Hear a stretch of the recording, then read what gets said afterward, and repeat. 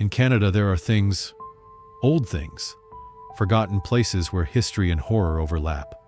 I'm diving deep into each haunted corner of this country, starting with British Columbia. Every story is real, until it turns into something else. You're watching Adorable Skull. Subscribe if you're brave enough to stay till the end. Built in 1914, the waterfront station was once the bustling heart of Vancouver's railway system.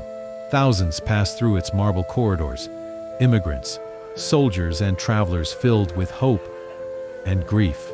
During World War I, the station became a symbol of farewells. Many families waved goodbye for the last time. Some say tragedy soaked into its walls. A flu outbreak in the 1920s turned part of the lower levels into a makeshift morgue. The Grand Station may have retired from its glory days, but whispers in the shadows say it's far from empty. 3 elderly women dressed in 1940s coats are said to sit quietly near the far bench of the waiting room, motionless, until you notice them. If your eyes meet theirs, they don't look away. They stand slowly, they follow. One former security guard quit after claiming they stood outside his car at home. Another reported recurring dreams of the women's standing over his bed, silent, unmoving, watching. Late at night, the elevator opens on its own, but the reflection on the doors, it's not yours. Built in the early 1900s, this gastown building once housed a tram station. In 1970, it reopened as the Old Spaghetti Factory, a quirky, nostalgic restaurant with vintage decor and an actual trolley car inside. Staff were the first to notice strange activity: cutlery moving on its own, chairs scraping across the floor after hours. But it wasn't until customers began reporting a man in uniform staring from the old trolley that the legend began. The conductor is seen sitting silently inside the trolley, his eyes vacant, face pale, uniform stained with time. Some say he died when the car derailed decades ago, and now he waits. A server quit after seeing him vanish in front of a child, who later drew his face in perfect detail. Others report freezing temperatures near the trolley even on summer nights. And if you sit alone after hours, the air changes. You'll hear footsteps in the dining hall, but no one will be there, except him, waiting in the dark. Built in 1908, the Fairmont Empress Hotel is one of Canada's most iconic luxury hotels. Overlooking Victoria's Inner Harbour, it has hosted royalty, celebrities, and dignitaries. But beneath its grandeur lies a long, unsettling past. Staff and guests have long whispered of cold drafts in closed hallways, phantom footsteps, and rooms that seem wrong. One of the most documented figures is Francis Rattenbury. We already know what happened to him, and the small scratch he got on his head with the hammer. They say he returned, not to the Parliament, but to the place where his pride lived, the Empress. Francis Rattenbury also designed several other major buildings in BC. But beneath the grandeur, the Empress hides a long history of strange occurrences. They say Francis Rattenbury still walks the halls, but not as he once was. Witnesses claim his apparition appears mutilated, with a crushed skull from the murder that ended his life. He limps through the basement corridors, whispering, "She did it," over and over, his bloodied cane tapping the tile. The most feared spirit, though, is not Rattenbury, but the parlor woman. She's been seen sitting upright in a chair in room 423, hands folded neatly in her lap. If you look too long, she opens her mouth, not to speak, but to emit a grotesque rattling moan, like something caught in her throat. But the real terror lies in room 545. At first, it's just a feeling like someone standing too close behind you. Every night, guests report the same strange thing. No matter how tightly they shut the curtains, by midnight, they're open again, only slightly, just enough to see a shape behind them. Tall, still, silent. One woman swears she saw a pale face smiling through the gap, even though her room was on the 5th floor. She turned the lights back on. There was nothing there. Built in the early 1930s, this building served as the town's courthouse, police station, and even temporary holding cells. Trials were held upstairs, while prisoners were kept in the damp, windowless basement below. The site has seen decades of sentencing, sorrow, and silence. After it was converted into an inn, much of its original layout and features remained, along with something else. Guests often talk about cold spots and unexplained noises, but Room 5 hides something far worse: the bathtub. They say someone drowned there decades ago.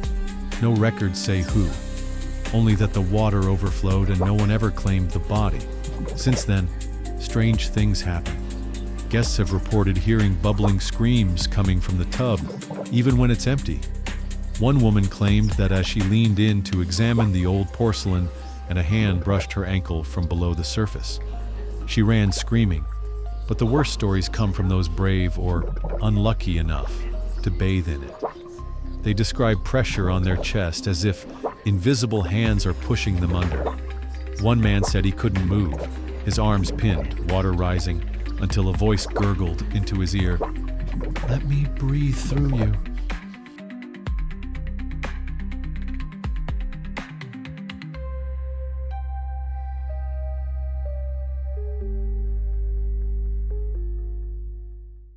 Canada holds secrets buried beneath its soil, hidden in its forests, and sealed within old walls. I've decided to uncover them, one haunted place at a time. Today, I walk the cold halls of St. Anne's Academy in Victoria. But this isn't just history. It's something much, much darker. St. Anne's Academy was built in 1871, a massive, silent building in the heart of Victoria. It served as a convent, a Catholic school, and later an orphanage, all run by the Sisters of St. Anne. By day, it was filled with children's voices, prayer, and order. By night, it was filled with silence, rules, shadows. During Victoria's darker days, typhoid outbreaks, influenza, many children and nuns died within its walls. Some rooms were quietly locked, others never spoken of again. Unmarked graves dot the grounds. A garden blooms above them now. Visitors say the building feels heavy, like it's waiting.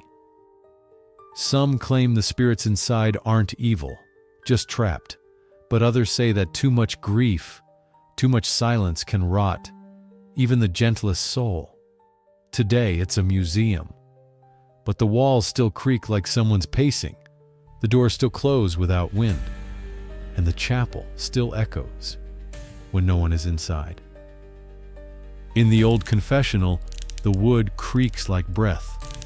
People who sit there say they hear something on the other side, even when it's empty. One man reported a soft knock, then a voice, childlike but hollow, saying, "Forgive me, sister. I did it again." He asked who was speaking. Silence. But as he left, he saw the small shape of a child standing at the end of the chapel, staring into the wall, whispering the same thing over and over. A dark-robed figure has been seen gliding past windows at night, always just out of view. Some believe it's a nun, one who died during a measles outbreak that took many children with her. She appears in the chapel, near the altar, silent, staring. Witnesses say her eyes don't blink. And when you close your own eyes, she's closer than before. From the gardens outside, people sometimes spot movement behind the second-story curtains.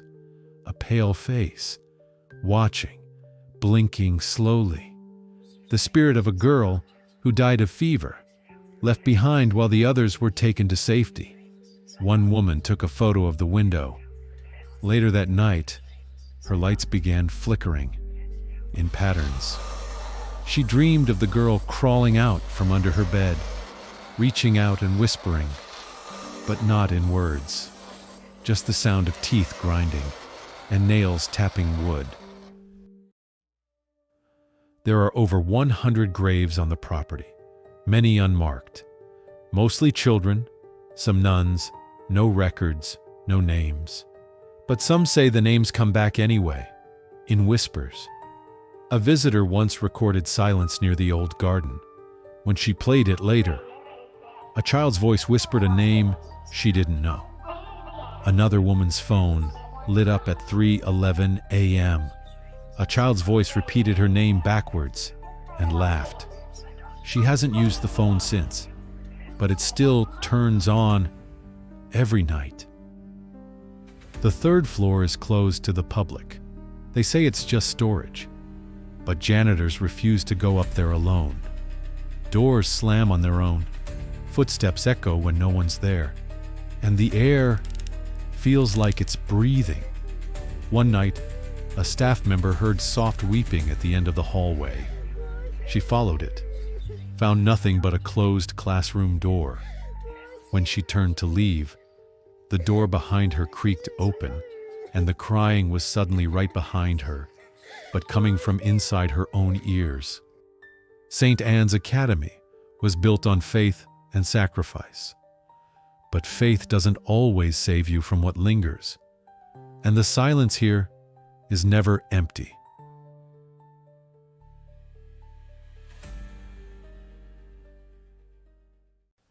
There are places in Canada you'll never find on a tourist map. Places that were built to hide suffering, silence screams, and lock away what society didn't want to see. Most are abandoned now, but not empty, not quiet. Behind sealed doors and crumbling walls, something still stirs. These are the 5 places in Canada you were never meant to see. Hidden among the trees in Coquitlam, British Columbia, the sprawling Riverview Hospital opened its doors in 1913 as Essendale Hospital, meant to house and treat the mentally ill. It quickly grew into a vast complex of over 80 buildings. But as time passed, its halls became a symbol of neglect and sorrow. Once celebrated for progressive psychiatric care, Riverview eventually fell victim to underfunding, overcrowding, and outdated treatments. Patients, sometimes numbering in the thousands, were subjected to electroshock therapy, lobotomies, and heavy sedation. By the 1990s, the facility began closing in phases, and the last building was shuttered in 2012. But even now, people say the hospital never truly closed. Security guards won't patrol the upper wings of the West Lawn Pavilion. They talk about the Whisper Hall, a third-floor corridor with flickering lights that always blow out when someone walks through. One guard swore he saw a patient, barefoot, in a hospital gown, standing at the far end, unmoving. When he approached, the hallway stretched longer, impossibly long, and the whispering began. Dozens of voices, chanting, laughing, sobbing. He ran. When he reached the elevator, it was already open. Inside stood the same patient, eyes black, mouth wide open, but silent. They say his hair turned white by the time he reached the lobby. They transferred him the next day. He never spoke again. Perched on the shores of Lake Ontario, the Rockwood Asylum for the Criminally Insane opened in 1859. Designed by architect William Coverdale, it was intended to be a progressive institution for those deemed criminally insane. However, the reality within its limestone walls was far from humane. Overcrowding, underfunding, and outdated treatments plagued the facility. Patients were subjected to isolation, rudimentary medical procedures, and often neglected. The asylum operated for over a century before closing its doors in the 2000s, leaving behind a legacy of suffering and despair. Locals speak of the echoing hall, a corridor where footsteps never align with one's own. A former night guard recounted hearing cries for help, only to find empty cells. One night, he followed the sounds to a locked room. Inside, he saw a figure hunched in the corner, whispering incoherently. When he turned on his flashlight, the room was empty, Yet the whispers grew louder, echoing his deepest fears. They say the walls of Rockwood absorbed the anguish of its inhabitants, and now they whisper it back to anyone who dares to listen. Perched on the slopes of Mount Royal in Montreal, the Allen Memorial Institute was once a beacon of psychiatric advancement. Built inside the lavish mansion known as Ravenscrag, the institute began operating in 1943. But behind its ornate stone walls, dark secrets were unfolding. During the 1950s and 60s, Dr. Donald Ewan Cameron conducted experiments under the CIA's MKULTRA program, an attempt to control the human mind. Patients were subjected to forced comas, high-voltage electroshock therapy, and endless loops of taped messages. Many left with permanent amnesia, others never recovered. The mansion still stands, but some say the experiments never truly ended. Staff whisper about Room 502, a room that doesn't appear on any blueprints. One cleaner claimed she wandered into it during her shift and found a patient strapped to a gurney. Only, the hospital had been empty for years. When she blinked, the walls pulsed like skin. The patient turned to her and said, "They're still recording." She ran, but every hallway led her back to the same door. She awoke outside the mansion's gates, clothes torn, fingernails cracked. She never spoke again. Some nights, a light flickers in the highest window of Ravenscrag, and faint voices play, like tape loops, over and over. The Whitby Psychiatric Hospital opened in 1916, designed as a cottage-style mental health facility, a series of small buildings spread across a large property. It was considered more humane at the time, but as decades passed, reports of abuse, neglect, and experimental procedures began to surface. The hospital shut down in the 1990s, and while the main grounds were redeveloped, some of the original buildings and underground tunnels remain, sealed and hidden. Urban explorers still sneak into the ruins, and not all of them come back out the same. A group of students once entered through a basement grate, looking for the legendary tunnel that connected all buildings. They found it. As they walked deeper, the lights they brought flickered and died. One of them said they saw figures ahead, walking slowly, bound together by their arms, whispering. When they ran, the tunnel changed behind them. Doors that weren't there before, screaming vents, blood-smeared arrows pointing in circles. Only 2 made it back. The third was found weeks later, sitting silently near the woods, whispering to herself, "They keep walking down there. They never stop." Founded in 1873, the Saint-Jean-de-Dieu Hospital, now the Institut Universitaire en Santé Mentale de Montréal, was once the largest asylum in Quebec. At its peak, it housed over 5,000 patients, many of whom were left there for life.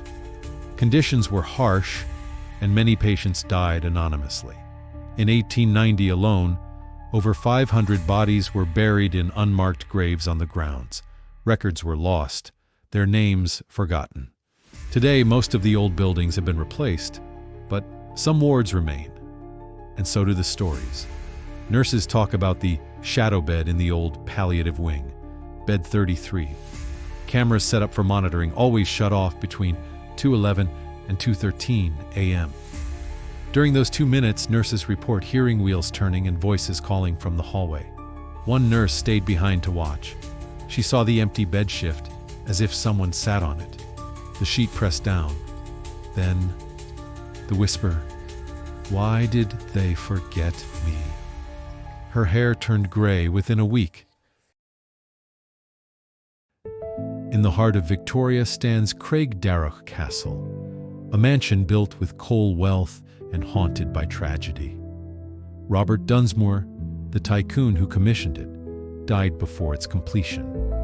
His widow Joan moved in with their children, but grief lingered in the walls, especially after the untimely death of one of their daughters inside the home. Over time, the castle changed hands. becoming a military hospital, a music conservatory, and eventually, a museum. But no matter its purpose, something inside never left. They say if you're alone in the library, the tall mirror will sometimes reflect things that aren't there. Visitors have reported their reflection, pausing, staring. One man said he looked away briefly and found his reflection already watching him when he turned back, head tilted. But what truly disturbs guests is the presence of a small girl in an old-fashioned white dress, seen most often in the upper halls or near the nursery. Supposedly, she was one of Joan Dunsmuir's daughters, who died young and never left. She likes to play. She might tug on your coat or leave small footprints in the dust behind you. Some say if you hear a music box playing where there is none, don't follow the sound. She doesn't like to be found. She likes to find you. Tucked away in New Westminster, Irving House is one of British Columbia's oldest homes. Built in 1865 by Captain William Irving, known as the King of the Fraser River. A grand example of Victorian architecture, it was once filled with the laughter of family and the scent of tea. But today, it's a museum, and the laughter, they say, has taken on a much darker tone. The house was passed through generations, and many members of the Irving family lived and died within its walls. But not everyone truly left. Shadows cling to the corners, and some say the silence upstairs is too perfect. One man, a skeptic, climbed to the second floor on a quiet afternoon. As he reached the top, he stopped. Not because he wanted to, but because something in his body refused to take another step. That's when he saw her, a woman in a Victorian morning dress, standing at the end of the hallway, motionless, her face covered by a lace veil. He blinked, and she was gone. But that's not the worst part. One visitor, weeks after a casual tour, confessed to waking up in the middle of the night, unable to breathe, not from fear, but because someone was braiding her hair. She was trapped in sleep paralysis, wide awake in her mind, as she felt the fingers, cold and deliberate, pulling tight against her scalp in slow, practiced motions, like a mother preparing her child for something. And when she finally tried to scream, the only sound that came out was a voice that wasn't hers, whispering, "You look just like her." Hatley Castle was built in 1908 by James Dunsmuir, the son of Robert Dunsmuir. Yes, that Dunsmuir. The estate was a lavish symbol of wealth, power, and legacy. But tragedy followed the family. James lost both his sons, one in World War I and another in a boating accident. After James and his wife passed, the property was eventually converted into a naval training school, then a military college, and now houses Royal Roads University. It's said that Laura Dunsmuir, the castle's matriarch, still walks the upper floors, dressed in dark mourning attire, her heels clicking faintly as she searches endlessly for her sons. Cadets once reported bizarre things during their night watches. In the dormitory wing, doors would creak open on their own. One student woke to the sound of heavy breathing at his bedside and opened his eyes to see the face of a drowned soldier, pale, bloated, with seaweed draped across his uniform. He vanished as the lights flickered violently. The Burnaby Village Museum is a charming open-air heritage site, meticulously recreating a 1920s tram stop community. With real vintage buildings relocated from across BC, like a blacksmith shop, a general store, and a fully restored carousel, it offers a glimpse into simpler times. But with so many items brought in from different places, something came with them. Staff over the years have quietly spoken about footsteps echoing after closing, cold spots, and objects moving without cause. The stories were always dismissed as superstition, until the blacksmith quit suddenly in 1999 and never spoke of what he saw. Inside the blacksmith shop, tools sometimes clatter to the floor, but the real fear lies in the mirror nailed to the far wall. Legend says the mirror was taken from a cabin where a man vanished during a storm, his body never found. In the reflection, some have claimed to see a silhouette standing behind them, even when alone. But it's the carousel that truly disturbs. Its beautifully restored wooden horses gleam with joyful colors. In the mirror at the center of the carousel, visitors have captured glimpses of a young girl in 1920s clothing, but only in photos, never in person. Those who ride the carousel alone claim to hear a girl's voice whispering right in their ear, "Stay until it's dark, that's when I play the most." Opened in 1941, the Vogue Theatre has stood for decades as one of Vancouver's most iconic performance spaces. Built in full Art Deco glory, it welcomed golden-era films, orchestras, and theatrical productions. But beneath the glittering marquee, its foundation is built on obsession, heartbreak, and unfinished ambition.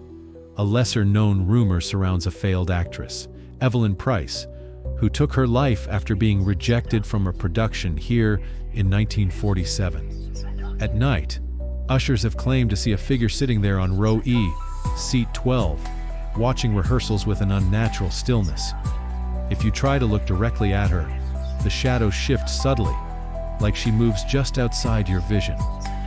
A few staff who've stayed after hours reported seeing a woman's face in the reflection of the stage lights, though no one was there. But the most terrifying encounters come from behind the stage curtain. Stagehands swear it moves like something alive. One claimed he heard a full conversation happening behind it, but only one voice answered over and over, "You promised me the lead," until it twisted into maniacal laughter.